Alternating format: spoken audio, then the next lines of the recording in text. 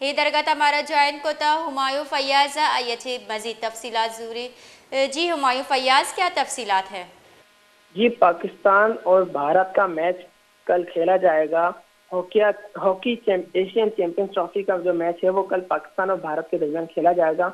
पाकिस्तान ने अपनी पहली कामयाबी चीन के साथ 2-1 से चीन को शिकस्त देकर हासिल की थी। और लेकिन पाकिस्तान के लिए अभी जो मुकाबला वो अभी भी काफी सख्त है, क्योंकि अब भारत इस वक्त 4 मैचेस में से 3 फतवात हासिल करके 10 पॉइंट के साथ पहली पोजीशन पर है, जबकि मलेशिया ने 3 फतवाहत के साथ एक हार के साथ दूसरी पोजीशन हासिल की हुई है। और कोरिया ने 4 मैचेस में 1 फतह, 2 ड्रॉ और 1 शिकस्त के साथ 5 पॉइंट लेकर तीसरे नंबर पर मौजूद है। अगर पाकिस्तान को सेमीफाइनल के इवेंट में क्वालिफाई करना चाहती है तो उसके लिए पाकिस्तान को भारत को शिकस्त देनी होगी, या फिर जापान को चीन के हाथों शिकस्त का इंतजार करना होगा। जी जी बहुत बहुत शुक्रिया हुमायूं फैयाज।